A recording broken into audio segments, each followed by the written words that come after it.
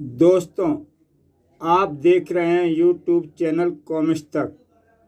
आज की कहानी का नाम है बाकीलाल और तालाब के चोर। एक दिन प्रातः जब बाकीलाल स्नान के लिए निकला, वाह, इस शीतल जल में स्नान करके मेरा अंग अंग महक उठेगा। बाकीलाल तालाब में कूद पड़ा, जय भोले भंडारी की। लेकिन यह क्या, धड़ाक! आह, मर गया। हाय, आह, उफ, मेरे दांत! और आंखें खोलते ही बाकीलाल उछल पड़ा। हैं, ये क्या? मैं तो जल में कूदा था, तालाब का सारा जल कहाँ गया? तभी एक भयानक अट्टहास वहां गूंज उठा। आए, यह हंसी की आवाज है या बिजली गिरने की? कौन है बे? किनारे की तरफ निगाहें पड़ते ही वह चौंक पड़ा। ओह, इस राक्षस ने तालाब का सारा जल पी लिया है। कमबख्त ने मेरी सारी हड्डियां भी हिला दी हैं। ओह! एकाएक बाकीलाल मन ही मन प्रसन्नता से उछल पड़ा। वाह, ये तो बड़ा चमत्कारी राक्षस है। अगर ये मेरे हत्थे चढ़ जाए तो मैं पूरे विशालगढ़ का बैंड बाजा बजा दूंगा। यह सोचकर बाकीलाल किनारे की तरफ दौड़ पड़ा। जल पीऊं राक्षस भाई, जाना मत, मैं आ रहा हूं। लेकिन इससे पहले कि बाकीलाल राक्षस तक पहुंच पाता, ओह, ये क्या! जब तक बाकीलाल संभल पाता, राक्षस वापस जंगल की ओर जा चुका था। अरे ठहरो, जल पीऊं राक्षस भाई, रुक जाओ। मैं खतरनाक आदमी जरूर हूं, पर तुम्हें कुछ नहीं कहूंगा। रुक! ओह, चला गया कमबख्त। बाकीलाल को गच्चा देकर निकल गया। हाय मेरे दांत, मेरी हड्डियां! और कपड़े पहनकर बाकीलाल नगर की ओर चल पड़ा। बहू, बाकीलाल बेटे, तेरी किस्मत में ये दिन देखना भी लिखा था। अगर वो कमबख्त मेरे हाथ लग जाता तो मेरी योजना बन जाती। बाकीलाल नगर में पहुंचा तो वह भागदड़ मची हुई थी। भागो भागो! ना जाने क्या बात है, ये लोग इतने घबराए हुए क्यों हैं? भागे चले आ रहे हैं। बाकीलाल को देखते ही सब उस निकट पहुंचकर रुक गए। बाकीलाल जी, हमें बचाओ बाकीलाल जी! वो उधर! क्या बात है, तुम इस प्रकार भागे क्यों चले आ रहे हो? तुम बताओ क्या हुआ? मुझे तो कुछ नहीं पता बाकीलाल जी, सब दौड़ रहे थे, मैं भी दौड़ पड़ा। क्या? मैं बताती हूँ बाकीलाल जी, हम सब उधर पनिया भरने गई थी। अचानक सारा पानी सूख गया और एक भयानक सूंड वाला राक्षस! यह सुनते ही बाकीलाल ने एक गांव वाले के हाथ से, ओह, यह अवश्य वही जलपीऊ राक्षस होगा। मुझे उसे रोकना होगा। अगर वह मेरे हाथ लग गया तो इधर लाओ या लाठी। नहीं नहीं बाकीलाल जी, वह राक्षस बेहद खतरनाक है, वह आपको मार डालेगा। हम आपको वहां नहीं जाने देंगे। छोड़ दो मुझे मूर्खों! उफ! नहीं नहीं, मत छोड़ना। हाँ हाँ, बाकीलाल जी को कुछ हो गया तो हम महाराज को क्या मुंह दिखाएंगे? अगले दिन दरबार में, महाराज हमें उन राक्षसों से बचाइए। एक एक कर सभी जल स्रोत खाली होते चले जा रहे हैं। हमारे बीवी बच्चे प्यास से तड़पकर मर जाएंगे महाराज। विक्रम सिंह गंभीर हो गए। महामंत्री जी, यह क्या हो रहा है? महाराज, मेरे तो कुछ भी समझ में नहीं आ रहा। वे राक्षस कहाँ से आते हैं और कहाँ चले जाते हैं, कुछ पता नहीं लग रहा। बाकीलाल, तुम इनकी बड़ी मुसीबत सुनकर भी खामोश खड़े हो। मैं महाराज, मैं तो कल एक भयानक राक्षस को पकड़ ही लेता, लेकिन गांव वालों ने मिलकर मुझे पकड़ लिया। और अब आप ही बताइए महाराज कि मैं क्या करता? हमसे भूल हुई महाराज। क्या? ओह बाकीलाल, अब तुम्हें इस मुसीबत का हल ढूंढना है, और इस काम में जितने भी सैनिक व धन की आवश्यकता हो तुम महामंत्री से ले सकते हो। और मरता क्या ना करता। ठीक है महाराज, अगर विशालगढ़ पर कोई मुसीबत आए तो भला यह बाकीलाल कैसे बर्दाश्त करेगा। मैं उन राक्षसों का पता लगाऊंगा महाराज। ओह, मुझे क्या पड़ी है जब राक्षस मेरा काम वैसे ही कर रहे हैं। वाह, बोलो बाकीलाल जी की जय। वो मारा पापड़ वाले को। अब बनी है बात। अगर इस प्रकार सरोवर व जल स्रोत सूखते रहे तो शीघ्र ही नगर के सारे जल स्रोत समाप्त हो जाएंगे। लोग प्यास से तड़प तड़प कर मर जाएंगे। और तब ही बाकीलाल तेरे दिन अब शीघ्र ही फिर जाएंगे। तभी बाकीलाल के मन में चेतावनी गूंजी। लेकिन बाकीलाल, अगर सभी जल स्रोत सूख गए तो फिर तू प्यास से कैसे बचेगा। ओह, यह तो मैंने सोचा ही नहीं। अरे मूर्ख, ये तो बड़ा आसान है। तू जल का इंतजाम पहले से ही कर ले। वो कैसे। किसी गुप्त व सुरक्षित स्थान पर कुआं खुदवा कर, जहाँ तेरे अलावा कोई दूसरा प्यासा न पहुँच सके। वाह, बन गया काम। अगले दिन और सरोवर व कुओं के सूखे जाने का समाचार बाकीलाल को मिला। और महाराज, आप फिक्र न करें, मैं तुरंत ही इस रहस्य की तह तक पहुंचने के लिए निकलता हूं। बाकीलाल, हमारी तो अकल ही काम नहीं कर रही, अब तो तुम्हारा ही सहारा है। उसी दिन, वाह, यह स्थान मेरे कार्य के लिए अति उत्तम रहेगा। इस गुफा में कुएं की खुदाई का किसी को कानो कान पता ना लगेगा। लेकिन कुआं खोदने के लिए मजदूरों का प्रबंध मुझे दूसरे राज्य से ही करना होगा। बाकीलाल की देखरेख में कुएं की खुदाई का कार्य आरंभ हो गया। वाह, अब जल्दी ही मैं किसी देश का राजा होऊंगा। जबकि उधर सैनिक भी राक्षसों की खोज में मारे मारे फिर रहे थे। उफ, आज कितने दिन हो गए हम उन राक्षसों की तलाश में भटकते हुए, लेकिन राक्षसों का मिलना तो दूर, उनकी परछाई भी हम नहीं पा सके।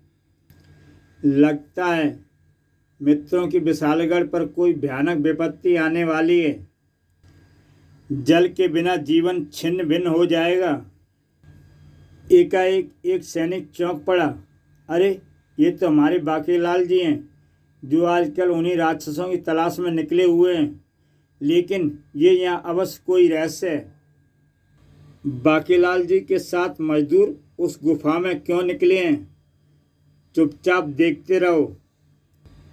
अब क्या करें, बाकीलाल जी तो चले गए, पता नहीं उस गुफा में क्या होगा।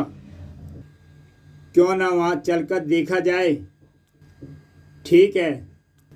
सभी सैनिक फिर से घोड़े पर सवार हो गए, लेकिन इससे पहले कि वे एक कदम भी आगे बढ़ा पाते, ठहरो, वह देखो सूंड राक्षस, तालाब का चोर। सैनिक जल्दी से घोड़ों से नीचे उतर आए। तालाब का चोर गुफा में घुस गया है, यही मौका है उसे घेरने का। चलो, वह बचकर ना जाने पाए। तभी सैनिकों को एक जोरदार चीख सुनाई देती है। अरे, यह तो उसी राक्षस के चीखने का स्वर है। सैनिकों ने डरते डरते भीतर कदम रखा। सावधान, हम दुश्मन की मांद में हैं। इसी पल उनके नेत्र प्रसन्नता से फैल गए। अरे, तालाब का चोर उस गड्ढे में गिरा पड़ा है, मुझे बाहर निकालो। खत्म कर दो इस शैतान को, मुझे बाहर निकालो। तीर भाले व तलवारें बरस पड़ी। ओह, बचाओ। सैनिकों में प्रसन्नता की लहर दौड़ गई। वाह, बाकीलाल जी ने क्या योजना बनाई थी इसे पकड़ने की। इसका मतलब बाकीलाल जी को पता था कि तालाब का एक चोर यहाँ रहता है। हाँ, इसलिए तो उन्होंने यहाँ गड्ढा खुदवाया होगा। वाह, अब हमें तुरंत ये खुशखबरी महाराज व बाकीलाल जी को देनी चाहिए। हाँ चलो, एक ही सही, हमने तालाब के चोर को मार तो गिराया है। जब राजा विक्रम सिंह ने यह समाचार सुना, क्या बाकीलाल की मदद से एक चोर मारा गिराया गया। महाराज, इसी प्रकार सभी राक्षस शीघ्र ही मारे जाएंगे। इधर बाकीलाल भी राजा विक्रम सिंह से मिलने महल में पहुंच चुका था। कुआं खुदवाने में बहुत खर्चा हो रहा है, महाराज से बहाना बनाकर कुछ धन प्राप्त कर लूं। बाकीलाल, आओ आओ मेरे दुलारे बाकीलाल, मुझे पूरी उम्मीद थी कि तुम्हारे रहते विशालगढ़ पर कोई विपत्ति नहीं आ सकती, क्योंकि किंतु महाराज हुआ क्या है, ना जाने ये मुच्छर राजा गज भर की मुस्कान लिए मेरी तरफ क्यों बढ़ रहा है। विक्रम सिंह ने उस सूंड राक्षस के मरने की बात बता दी। क्या? ओह, तो मेरे कुएं में वह कमबख्त सूंड राक्षस गिर पड़ा। हाँ बाकीलाल, बस इसी तरह एक एक करके सारे सूंड राक्षसों को तुम्हें समाप्त करना है, अन्यथा विशालगढ़ में घोर जल संकट उत्पन्न हो जाएगा। तभी बाकीलाल रोष भरे स्वर में बोला, मगर महाराज मेरी योजना उसे मारने की नहीं थी, सिर्फ कैद करने की थी, ताकि कई दिन गड्ढे में उसे भूखा प्यासा रखने के बाद मैं उससे बाकी तालाब के चोरों का पता पूछ सकूं। लेकिन इन सैनिकों ने उसे मारकर मेरी योजना पर पानी फेर दिया। क्या? हमें क्षमा करें महाराज, हमें बाकीलाल जी की योजना का पता न था। ओह, अगर आज के बाद फिर ऐसी भूल हुई तो हम तुम्हें 100 कोड़े का दंड देंगे। अब जाओ यहाँ से। बेचारे इनाम की आशा लिए अब तक खड़े थे। ही, अब आया ना मजा बाकी की योजना की टांग तोड़ने का। पुरस्कार के स्थान पर धुतकार। काश हम बाकीलाल की योजना समझ पाते।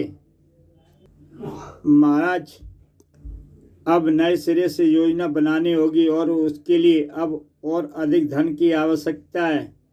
हाँ हाँ, क्यों नहीं। महामंत्री जी, बाकीलाल जी को जितना धन चाहिए उन्हें दे दो। जो आज्ञा महाराज। उधर नगर से बहुत दूर सूंड राक्षसों की बस्ती में। क्या महाकपाल मारा गया? जी हाँ महाराज, और सुनने में आया कि उसे मारने में बाकीलाल का हाथ है, जो बुद्धि में विशालगढ़ का सबसे कीमती हीरा समझा जाता है। तबाही देवता का प्रकोप आरंभ हो गया है। अगर देवता का पवित्र हाथ जल्दी ना मिला तो हम सब एक एक करके मारे जाएंगे। जी महाराज। हटकपाल को देखकर सूंड कपाल चौंक पड़ा। कुछ देर में ही हटकपाल ने राजा के पास पहुंचकर सारी कहानी सुनाई। तुम्हें पूरा यकीन है देवता का हार किसी सरोवर में ही गिरा है?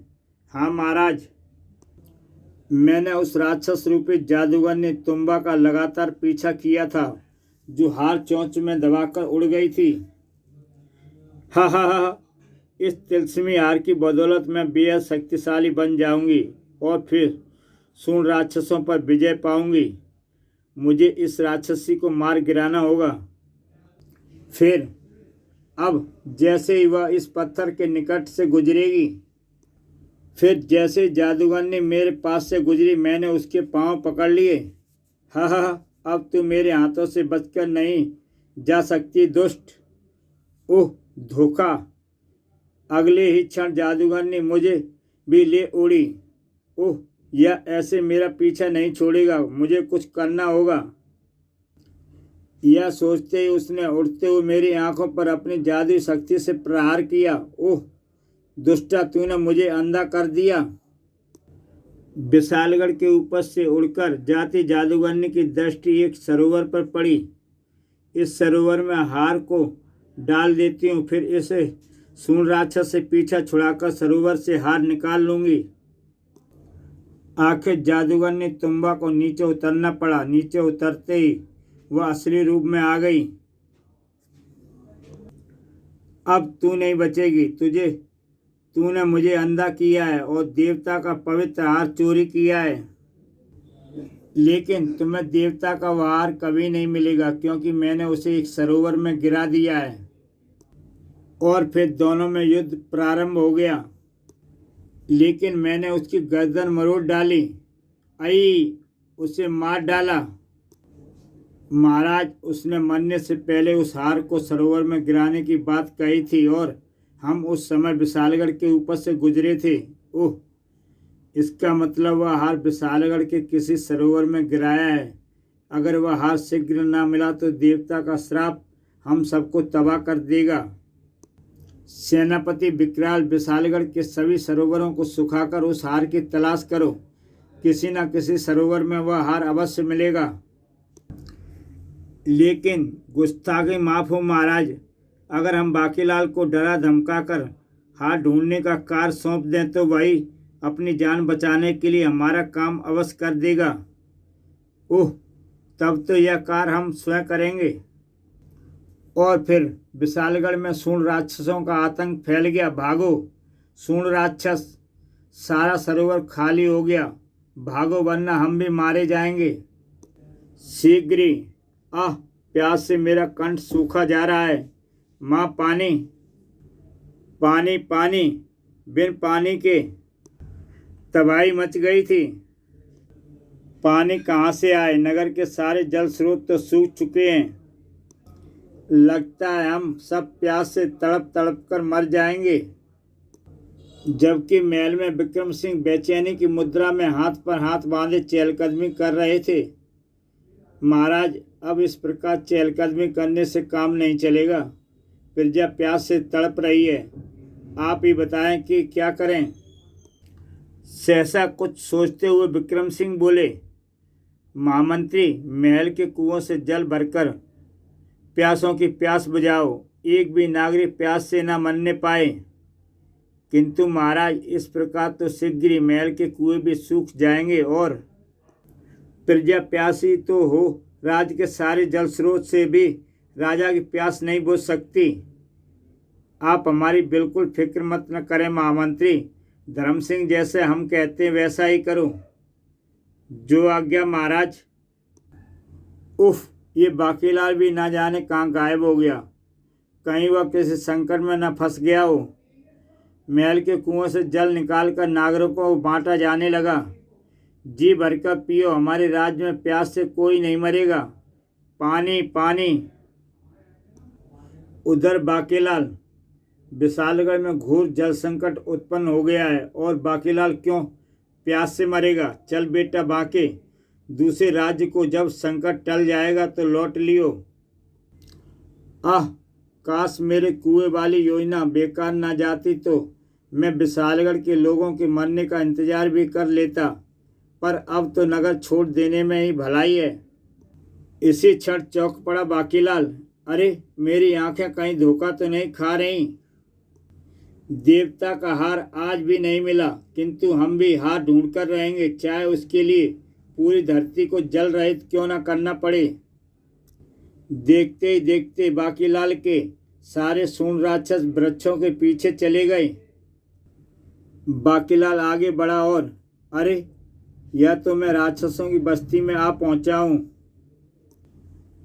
कुछ सोचते हुए एकाएक बाकीलाल का चेहरा गुलाब की तरह खिल उठा। ओह, तो इन्हें अपने देवता के हार की तलाश है, जिसके लिए ये एक के बाद एक नगर के सारे स्रोत सुखाए चले जा रहे हैं। बन गया मेरा काम। तो बाकी इस बार विक्रम सिंह तेरे फेंके जाल से नहीं बच पाएगा। ही। तभी ये क्या है? दूसरे ही पल वह भय से चीख पड़ा। अभी वह कुछ समझ में ना पाया था कि उसके शरीर को एक तीव्र झटका लगा। ओह, बचाओ! अरे, कोई है सैनिक। थोड़ी देर बाद, बाकीलाल, यह तो मेरा नाम भी ले रहे हैं। हा हा हा हा, आखिर हमने तुझे ढूंढ ही लिया बाकीलाल। लेकिन शीघ्र ही बाकीलाल संभल कर बोला, महाराज, मैंने आपका क्या बिगाड़ा है? महाराज, कृपया मुझे छोड़ दें। मैं तो, मेरा नाम सूर्ण कपाल है बाकीलाल, और अब तुम हमारे हाथों से नहीं बच सकते हो, जबकि तुम हमारी एक मामले में मदद करो। मैं जानता हूँ महाराज, आपको देवता के पवित्र हार की तलाश है। क्या? लेकिन तुम्हें कैसे पता? सूर्ण कपाल ने बाकीलाल को तुरंत मुक्त कर दिया। बाकीलाल नाम है मेरा महाराज। यही नहीं, मैं तो यह भी जानता हूँ कि आपके देवता का वो पवित्र हार कहाँ है। क्या? बाकीलाल, जल्दी से उस हार का पता बता दो। अगर वह हार ना मिला तो अब आएगा मजा, जब मैं बताऊंगा कि हार राजमहल के सरोवर में है। यह जानकर सूर्ण कपाल हर कीमत पर वह हार प्राप्त करने की चेष्टा करेगा, और तब मैं ही। तो सुनिए महाराज, हार विशालगढ़ के राजा विक्रम सिंह के राज उद्यान में स्थित सरोवर में है। ओह! यह सुनते ही सूर्ण कपाल गरज उठा। सेनापति विकराल, सुना तुमने? चलो, हार हम स्वयं प्राप्त करेंगे। जो आज्ञा महाराज, मेरे सैनिक तैयार हैं। सुनिए सुनिए महाराज, अगर आप इस प्रकार सेना लेकर महल की ओर कूच करेंगे तो अवश्य आपका युद्ध विक्रम सिंह के सैनिकों के साथ होगा, और मैं नहीं चाहता कि मेरे राज्य के सैनिक आक्रमण में ही मरें। तो हम क्या करें? पहले मैं महल में जाकर महाराज को सारी स्थिति बता दूंगा, फिर महल की छत से हरा वस्त्र फहरा दूंगा। उसी क्षण आप आक्रमण कर देना। ठीक है बाकीलाल, हम ऐसा ही करेंगे। और बाकीलाल चल पड़ा महल की ओर। अब तेरे राजा बनने में बिल्कुल भी देर नहीं है बेटा बाके। और महाराज, अरे बाकीलाल, तुम कहाँ चले गए थे? हम यहाँ कितनी बड़ी मुसीबत में हैं। इन सब बातों का समय नहीं है महाराज। सूर्ण राक्षसों की पूरी फौज महल पर आक्रमण करने आ रही है। क्या? महामंत्री जी, महल के मुख्य द्वार पर सेना लगा दीजिए। मैं जैसे ही छत से हरा वस्त्र फहराऊंगा, द्वार खोलकर सैनिकों को आक्रमण का आदेश दे दें। ठीक है। महल व राज्य की रक्षा के लिए अब हमें भी मैदान जंग में उतरना होगा। महल के द्वार पर सूर्यकपाल के स्वागत का पूरा इंतजाम कर दिया गया। ध्यान रहे, जैसे ही बाकीलाल हरा वस्त्र फहराएंगे, हम आक्रमण कर देना है। फिर बाकीलाल ने दूर से जैसे ही राक्षसों की सेना को आते देखा, चल बेटा बाकीलाल, फहरा दे हरी झंडी। सूर्यकपाल के हाथों बस बार नहीं बचेगा राजा विक्रम। सूर्यकपाल वह दृश्य देखकर जल्दी बोला, बाकीलाल ने हरा वस्त्र फहरा दिया है, महल की तरफ कूच करो। इधर महामंत्री व राजा विक्रम सिंह। महामंत्री, बाकी ने संकेत कर दिया है, जल्दी से द्वार खुलवाओ। द्वार खोल दो। राजा विक्रम सिंह के नेतृत्व में सेना आगे बढ़ी। आगे बढ़ो जवानों। उधर सेनापति विकराल वह दृश्य देखकर चौंक पड़ा। यह सेना तो युद्ध के लिए आती लग रही है महाराज, किंतु बाकीलाल ने तो कहा था कि। फिर इससे पहले कि दोनों सेनाएं एक दूसरे पर टूट पड़ती। ठहरिए महाराज विक्रम सिंह, हम यह युद्ध करने के लिए नहीं आए। क्या आपको बाकीलाल ने कुछ नहीं बताया? बाकीलाल ने? सूर्यकपाल ने विक्रम सिंह को सारी बातें बता दी।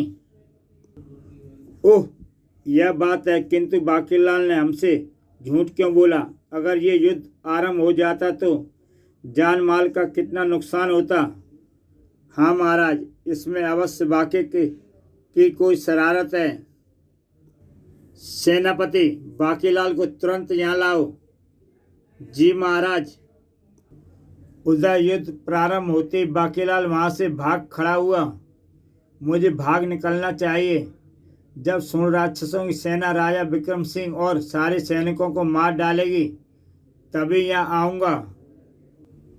लेकिन अभी वह जंगल में पहुंचा ही था कि तेजी से आते सैनिकों की आवाज़ सुनकर चौंक पड़ा। रुक जाओ बाकीलाल, महाराज ने तुम्हें बुलाया है।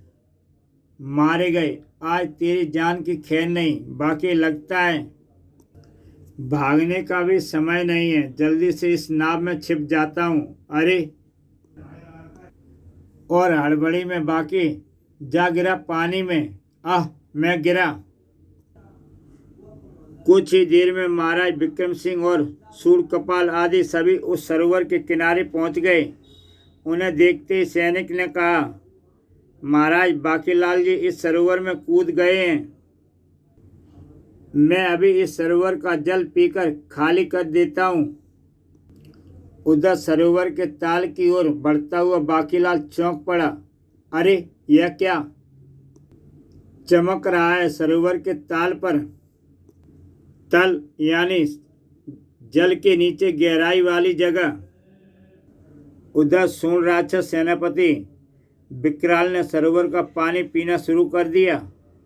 उधर बाकीलाल ने जैसे ही हार हाथ में उठाया, तड़ाक, उफ! वह रहा बाकीलाल, देवता का हार। यही है हमारी देवता का पवित्र हार। उफ! कमबख्त को इसी समय सारा जल खाली करना था। हाय मेरे दांत! और अब तो ये सभी लोग मिलकर मेरा कचूमर निकाल देंगे। बाकीलाल तुम महान हो। इस हार की तलाश में हमने तुम लोगों को ना जाने कितने दुख भी दिए, पर अनंत तुमने इसे ढूंढ निकाला। जय देवता की। ओह, तो यही है वो देवता का हार। बाकीलाल तुम्हें कैसे पता चला कि इनके देवता का हार यहाँ सरोवर में गिरा पड़ा है? बेटा बांके, तेरी योजना की टांग तो गई टूट। अब अपनी गर्दन टूटने से बचा और शुरू हो जा।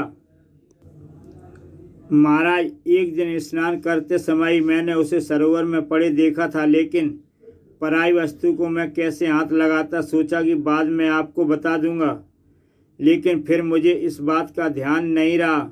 फिर जब मुझे सूर्ण कपाल ने हार के विषय में बताया तो मुझे उसकी याद आ गई।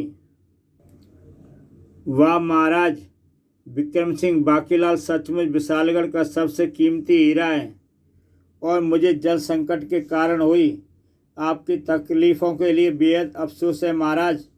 सूर्ण कपाल आज ही आपके नगर के सारे जलाशय फिर से भरवा देगा। चलो सेनापति विकराल। सूर्ण कपाल के जाने के बाद, लेकिन बाकीलाल तुमने तो कहा था कि सूर्ण कपाल आक्रमण के लिए आ रहा है, लेकिन उसे तो तुमने आने के लिए कहा था। जी महाराज, सूर्ण कपाल हमारे शत्रु थे। मैं उसकी पूरी सेना को एक साथ अपने सैनिकों से समाप्त कराना चाहता था, और फिर वही हुआ जो हमेशा होता है।